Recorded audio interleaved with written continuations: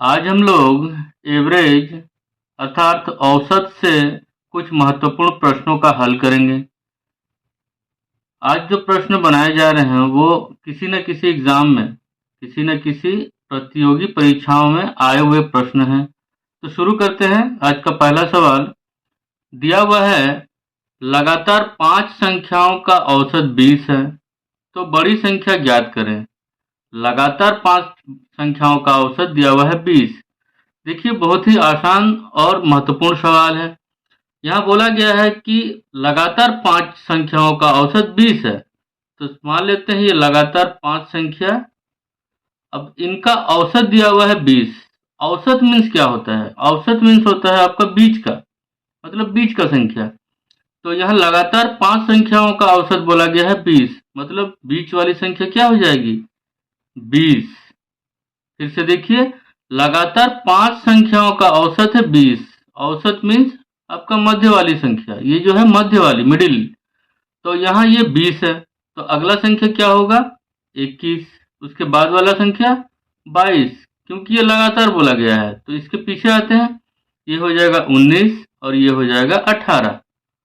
तो आपको ये बोला गया है कि बड़ी संख्या बताइए, तो बड़ी संख्या क्या हो जाएगी? बड़ी संख्या हो जाएगी 22। ये हम लोगों का हो जाएगा आंसर। बहुत ही आसान सवाल है और बहुत ही सारे एग्जाम में, प्रतियोगी परीक्षाओं में आए हुए प्रश्न है ये। अगर इस प्रश्न में बोला जाता सबसे छोटी संख्या क्या है, तो ये हो जाता हम लोगों का आंसर। या फिर एग्जाम में इस तरह से भी आते हैं कि बड़ी संख्या और छोटी संख्याओं का अंतर निकालिए, तो इन दोनों का अंतर निकल जाता है। क्लियर है? उम्मीद है समझ में आया होगा। अगले प्रश्न की ओर बढ़ते हैं। अगला सवाल देखिए, जो बहुत ही इंपॉर्टेंट प्रश्न है। दिया हुआ है तीन छात्रों का औसत आयु 15 वर्ष है। यदि आयु में 3:5:7 का अनुपात हो तो बड़े छात्र की आयु बताएं। बड़े छात्र की आयु, यहाँ देखिए 3 छात्र है और उनका औसत दिया है 15। यहाँ देखिए अनुपात में क्या दिया हुआ है? 3:5:7। इससे पहले वाले प्रश्न में हम बताए थे कि औसत मीन्स बीच वाली संख्या। यहाँ औसत दिया है 15, यहाँ बीच वाली संख्या क्या है? 5। ये मतलब कहने का ये है कि 5 बराबर दिया हुआ है 15। अब प्रश्न में देखिए बोला गया है बड़े छात्र की आयु ज्ञात करें। यहाँ अनुपात में सबसे बड़ा कौन है? 7, मतलब 7 के बराबर आपको निकालने बोला गया है। अब दोबारा देख लीजिए, 3 छात्रों का औसत आयु है 15। औसत मीन्स बीच वाली, तो यहाँ मिडिल में क्या है? बीच वाली संख्या 5, तो 5 के बराबर हम लोग 15 लिख लिए। बोला गया है बड़े छात्र की आयु बताएं। अगर इस प्रश्न में बोला जाता है छोटे आयु की छात्र, तो 3 के बराबर निकालते।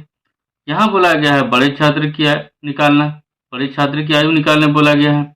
तो 7 के बराबर x, हम लोग क्या करेंगे? क्रॉस मल्टीप्लिकेशन कर देते हैं। तो ये x के साथ 5 को गुना करेंगे तो ये 5x बराबर ये 7 गुना 15, काटिए 5 तिया 15, तो ये हो जाएगा 7 त्रिके 21। तो 21 वर्ष हो जाएगा बड़े छात्र की आयु। क्लियर है? देखिए, इस प्रश्न में बोला यह भी जाता है कि छोटे छात्र की आयु निकालिए, तो 3 के बराबर हम लोग x लिख देते। या फिर ये भी बोला जाता है कि बड़े छात्र और छोटे छात्र की आयु का अंतर निकालिए, तो यहाँ 7 और 3 घटाते हैं तो क्या आ जाएगा? 4, तो 4 के बराबर x निकाल लेते, क्रॉस गुना करेंगे तो हम लोगों का जो आता है वो आंसर आता है। यहाँ बड़े छात्र बोला गया है तो 7 के बराबर निकाल लिए हम लोग। उम्मीद है समझ में आया होगा समूह को। अगले प्रश्न की ओर बढ़ते हैं। अगला प्रश्न देखिए, अच्छा प्रश्न है। दिया हुआ है 3 संख्याओं में से प्रथम दूसरी की दोगुनी तथा तीसरी की आधी है। यदि तीनों संख्याओं का योग 56 हो तो उनमें से सबसे बड़ी संख्या क्या होगी, निकालना है। जैसा कि प्रश्न दिया हुआ है 3 संख्या, पहला, दूसरा और ये तीसरा, इन तीनों में बोला गया है कि प्रथम जो है वो दूसरी का दोगुना होना चाहिए। प्रथम जो है वो दूसरी का दोगुना, अगर दूसरा को हम 1 मान लें तो इसका दोगुना होगा ये पहली वाली, और तीसरी का आधा होना चाहिए। पहले वाले के लिए बोला गया है कि प्रथम जो है दूसरी का दोगुना और तीसरा का आधा, तो तीसरा का आधा कब होगा, जब ये 4 होगा। 4 का आधा 2 और 1 का 2 गुना 2।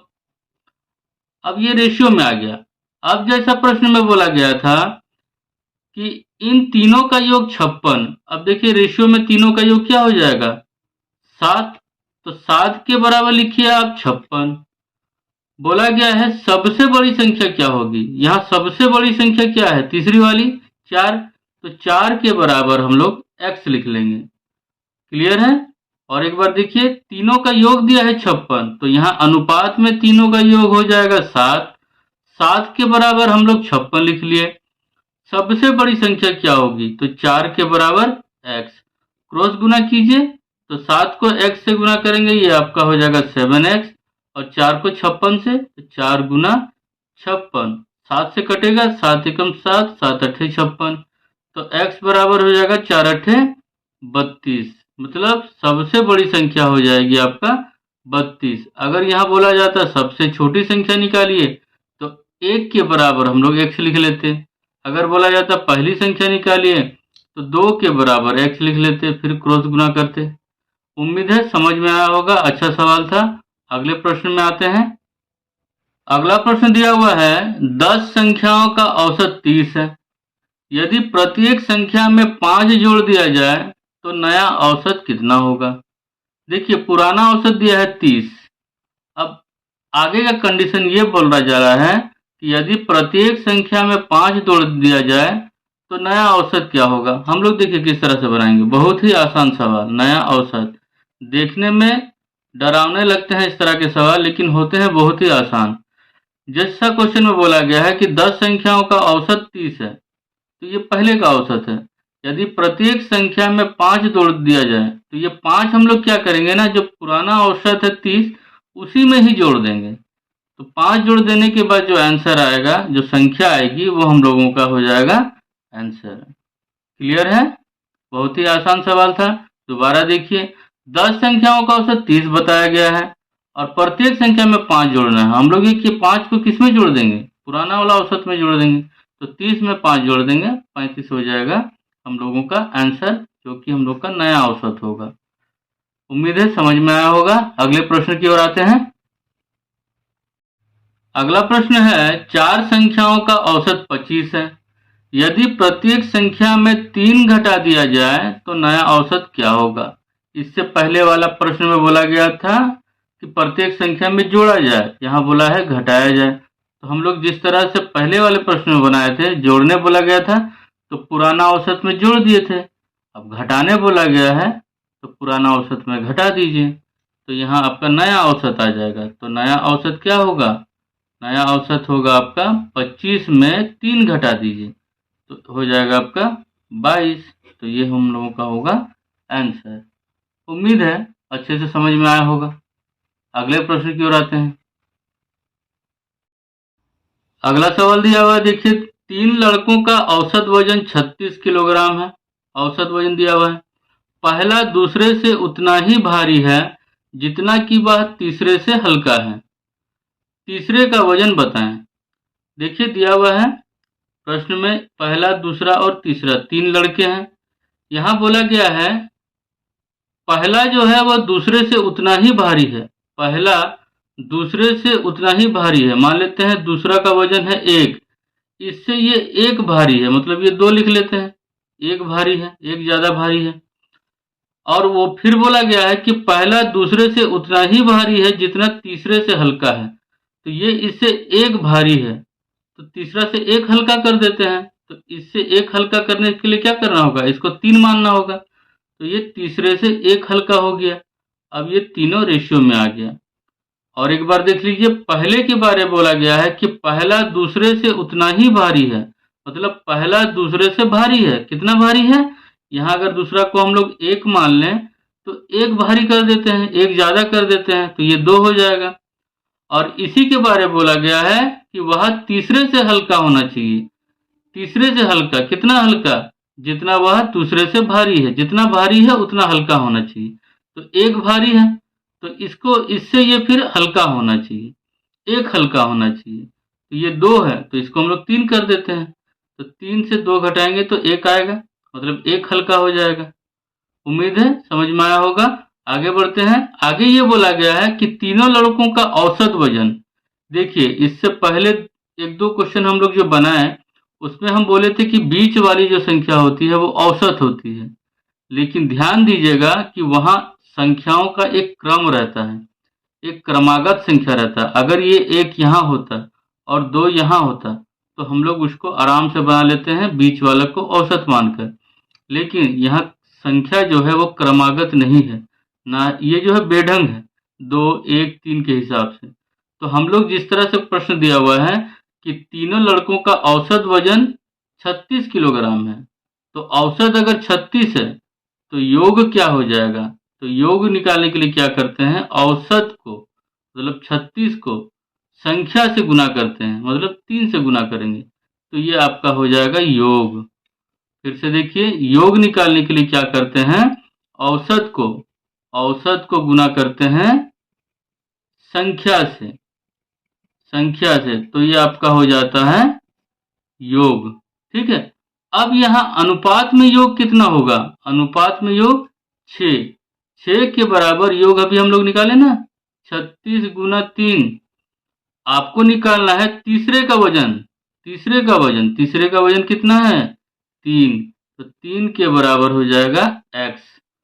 क्रॉस गुना करते हैं, ये आपका हो जाएगा 6x बराबर 3 इंटू 36 इंटू 3, काटिए, 6 छक 36, तो ये हो जाएगा आपका 6 तिया 18, 18 तिया 54,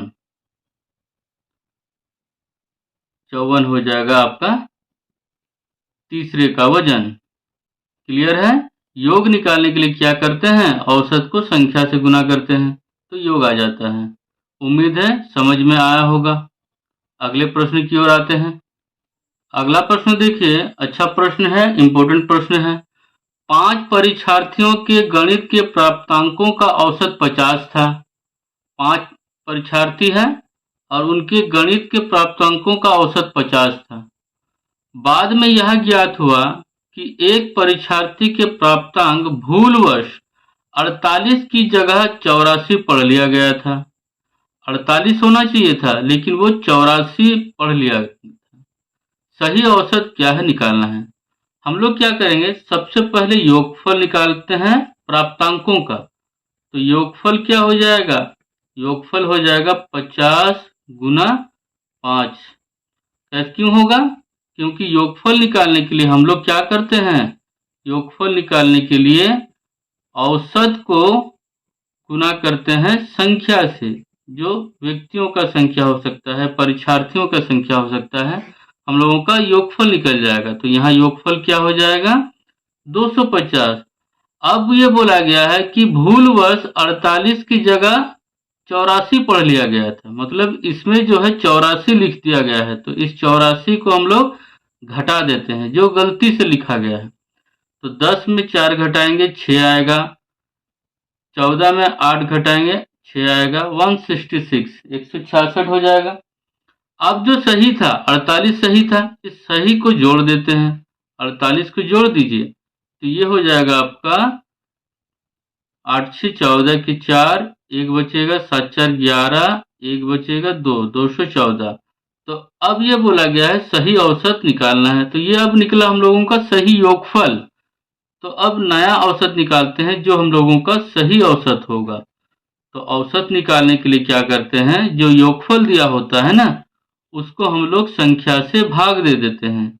औसत निकालने के लिए योगफल को संख्या से भाग देते हैं। टोटल 5 संख्या है, 5 परीक्षार्थी है, तो 5 से भाग दे दीजिए, ये हो जाएगा आपका 5 चौके 20, ये हो जाएगा आपका 5 दूनी 10, 5 अट्ठे 40, मतलब 214 को आप भाग दीजिएगा 5 से, 5 चौके 20, 4 आएगा, 5 दूनी 10, 4 दशमलव लगाकर 0, 5 अट्ठे 40, तो 42.8 जो हो जाएगा वो आपका नया औसत आंसर।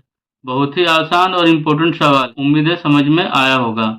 इसी प्रश्न को हम लोग और एक विधि से बना सकते हैं जो कि बहुत आसान है और वो एक ट्रिक है, ट्रिक से बनाते हैं। क्या करते हैं, 48 की जगह 84 लिख दिया है इस औसत में, जो गलत हो गया है। तो जो सही है वो 48 है, मतलब कम है, और जो गलत है वो ज़्यादा है। तो ज़्यादा को इसमें लिखा गया है, मतलब बढ़ गया है ये। कितना ज़्यादा लिख दिया गया है देखते हैं। 84 को अग से हम लोग 84 से हम लोग 48 को अगर घटाते हैं तो यहाँ ये कितना हो जाएगा। 14 में 8 घटाएंगे 6, 7 में 4 घटाएंगे 3, 36। जो डिफरेंस निकला ना उसको आप क्या कीजिएगा, 5 से भाग दे दीजिए। 36 को अगर हम लोग 5 से भाग देते हैं तो ये आ जाएगा आपका 5 पचे 25, 5 सत्ते 35, 5 दूनी 10, 7.2। अब आपका जो सही औसत निकलेगा, क्योंकि ये गलत औसत है जिसमें आपका ज़्यादा जोड़ दिया गया है, तो हम लोग जो जोड़ा गया है अधिक को उसको घटा देते हैं, तो आपका सही औसत निकल जाएगा। तो कहने का मतलब है कि 50 में अगर हम लोग 7.2 को घटा दें तो कितना आ जाएगा। 50 में 7.2 को घटाएंगे तो ये हो जाएगा। 10 में 2 घटाएंगे 8, यहाँ 9 बचेगा। 9 में 7 घटाएंगे 2, ये 4, 42.8 हो जाएगा आपका नया औसत, जो कि सही औसत होगा। क्लियर है? फिर से देख लीजिए। जो अगर हम लोग ज़्यादा जोड़ दिए हैं तो वहाँ औसत से हम लोग घटा देंगे। तो कितना ज़्यादा जोड़ दिए हैं, 48 की जगह 84 लिखा गया है, तो 84 में 48 को आप घटा दीजिए, 36 आया। जितना भी आया 36 आया है उसको हम लोग क्या करेंगे, संख्या से भाग दे देंगे, नंबर ऑफ स्टूडेंट से। 5 से भाग दे दिए, 7.2 आया। जितना आया उसको हम लोग क्या करेंगे, जो औसत निकला था उससे हम लोग घटा देंगे। घटा इसलिए देंगे कि हम लोग उसमें ज़्यादा जोड़ दिए थे, उसको हटाने के लिए हम लोग अब इसमें 7.2 को घटा देंगे। घटाने के बाद जो आएगा वो आपका नया और सही औसत होगा। उम्मीद है समझ में आया होगा। अच्छा प्रश्न था।